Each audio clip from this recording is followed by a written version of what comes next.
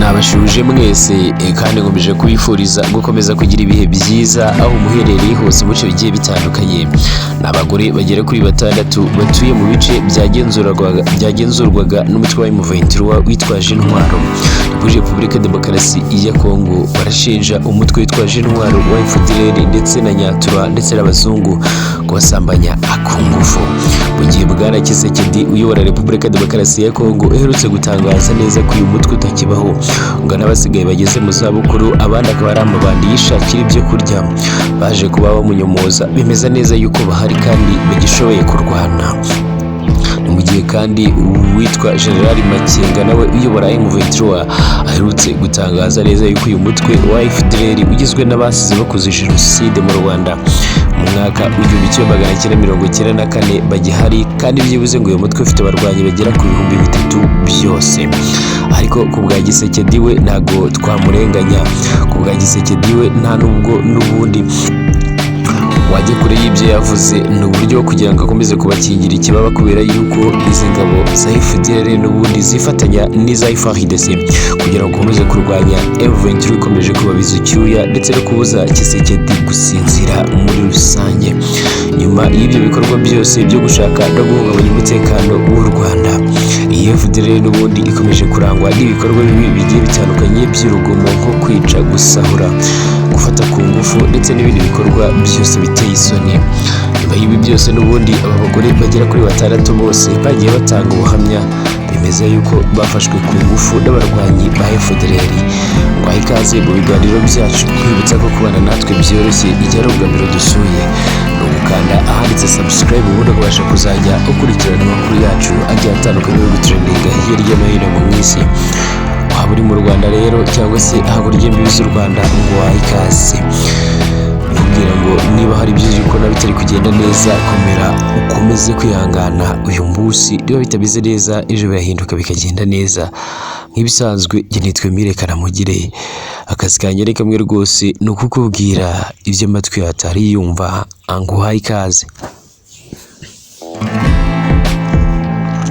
N'abagore 6 batuye mu bice byagenzurwaga n'umutwe witwaje intwaro wa M23 ni muri Repubulika Demokarasi ya Kongo. Barashinja umutwe witwaje intwaro wa FDLR na Nyatura abazungu kubasambanya ku ngufu, nk'uko bigaragara n'ubundi muri raporo yo kuri uyu wa 13 Kamena umwaka wa 2023 yakozwe n'umuryango Human Rights Watch uharanira uburenganzira bw'ikiremwamuntu. Ibi byaha ngo byakozwe kuva mu mpera z'umwaka ushize wa 2022 kugeza muri Gicurasi 2023. Umugore w'imyaka 60 y'amavuko mu buhamya yatanze yasobanuye ko abarwanyi ba FDLR mu kwakira umwaka wa 2022 bamusanze mu ishyamba aho yari yihishe M23 hamwe na bagenzi be bagera ku 9 muri Rugari muri teritwari ya Rucuro barabasambanya. Murabyibuka neza yuko M23 n'ubundi imaze gufata umujyi wa Bunagana uri ku mupaka uhuza RDC n'igihugu cya Uganda, bakomereje muri teritwari nini ya Rucuro, teritwari ifite ubuso bwa kilometero kare 5000. Uyu mugore yakomeje agira ati M23 bahageze mu ijoro n'ubundi ryo kwa 26 ukwakira saa 12 za mu gitondo tariki ya 27 ukwakira, itsinda ryacu ryagiye kwihisha mu ishyamba ahagana n'ubundi saa 8. Bamwe bo muri FDLR baratuvumbura twese baradusambanyije. Abajijwe icyamubwiye ko n'ubundi abo barwanyi ari aba FDLR, uyu mugore yasubije agira ati nzi ko ari abo muri FDLR kubera ko babaga muri Karambi hafi ya Rugari kandi turabazi rwose. Baratubwiye ngo baratwica mu gihe n'ubundi tutari bubyemere yuko badusambanya, ikindi kandi baranatwibiye. Undi mugore nawe w'imyaka 30 y'amavuko yasobanuye ko abarwanyi ba FDLR bamusambanyije ubwo bamufatiranaga n'ubundi muri Gicanga ari kumwe n'umugabo we, ngo icyo gihe n'ubundi bari bambaye imyambaro irimo iya gisivile n'igisirikare cya Repubulika Demokarasi ya Kongo. Yagize ati bari bafite intwaro n'inkoni, basabye umugabo wanjye n'ubundi amafaranga ababeshya ko ntayafite. Baramusatse rwose bamusangana amafaranga y'abanyekongo 100,000 baramukubise, hanyuma batatu muri bo n'ubundi baransambanya, banzirikishije umwenda wari ufashe uruhinja rwanjye mu mugongo, barushyira uruhande rw'abandi bana banjye, banciriyeho imyenda umwe ku wundi, bansambanyiriza imbere y'abana ndetse n'umugabo wanjye. Uyu mubyeyi yakomeje asobanura ko ubwo n'ubundi yari amaze kurekurwa na FDLR yagiye kwivuriza mu ivuriro riri hafi y'umujyi wa Goma, gusa ngo aracyaribwa. Umugabo wewe aracyitabwaho n'umuganga kuko n'ubundi yahungabanyijwe n'ibyamubayeho muri rusange. Undi w'imyaka 35 y'amavuko nawe avuga ko n'ubundi umurwanyi umwe mu banyatura abazungu ikomoka kuri FDLR yamusambanyirije n'ubundi mu nzira ubwo yahungaga abarwanyi ba M23 bari bafashe Gicanga ni muri Gashyantare 2023. Yagize ati nabonye abagabo babiri n'ubundi bakubitwa, nyuma bararekurwa. Inyeshyamba zaramamagaye zinyitsa ko mfasha M23, zibwira ko atari ukuri. Abandi baragiye umugore akomezanya abana banjye. Namaze amasaha n'ubundi 2 basaba kundeka nkagenda, ariko baranze. Umwe muri bo yanegetse kumukurikira anjyana mu nzu nto aho yansambanyirije, yambwiye ko nintera amahane ari bunyice. Muri iyi raporo yatanzwe n'ubundi na Human Rights Watch, umuryango uharanira uburenganzira bw'ikiremwamuntu ishinze abarwanyi ba FDLR n'ubundi gufata ku ngufu.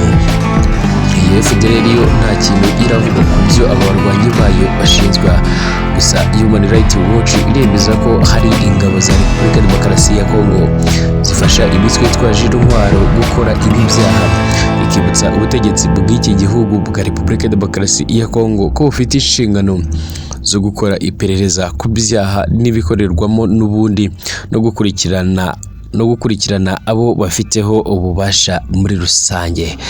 Ni Perezida Tshisekedi n'ubundi uyobora Repubulika Demokarasi ya Kongo, ariko iyi manda yiwe ikaba yarakomeje guhura n'ibibazo bigiye bitandukanye bikomeye.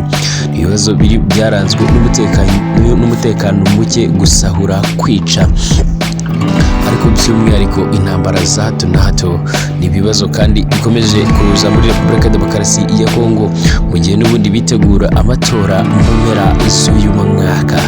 Ni amatora kandi n'ubundi usanga atazorohera Perezida Tshisekedi uherutse gutangaza yuko atagisinzira, kubera yuko n'ubundi hari abarwanashyaka bahanganye muri iyi minsi kandi bameze nabi, bigaragara ko bashobora kuzamutora.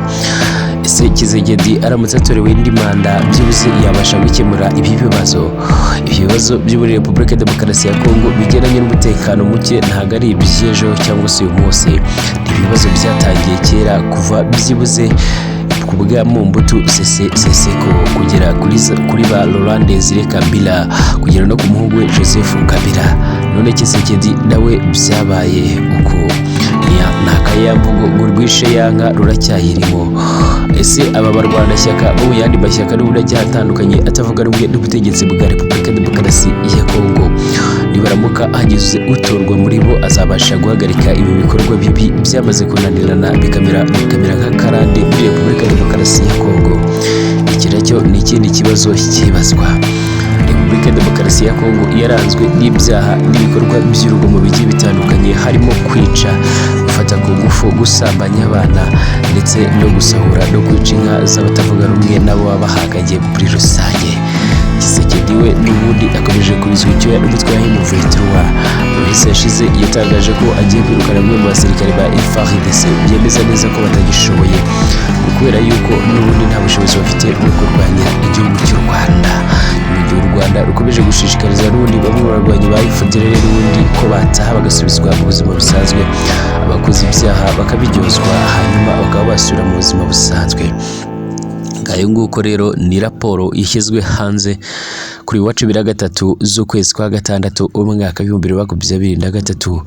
Ni raporo ishyizwe hanze na Human Rights Watch, umuryango uharanira uburenganzira bw'ikiremwamuntu muri rusange.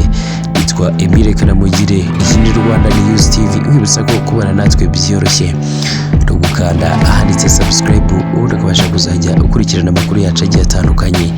Kugira ibihe byiza rero, ndagushimiye.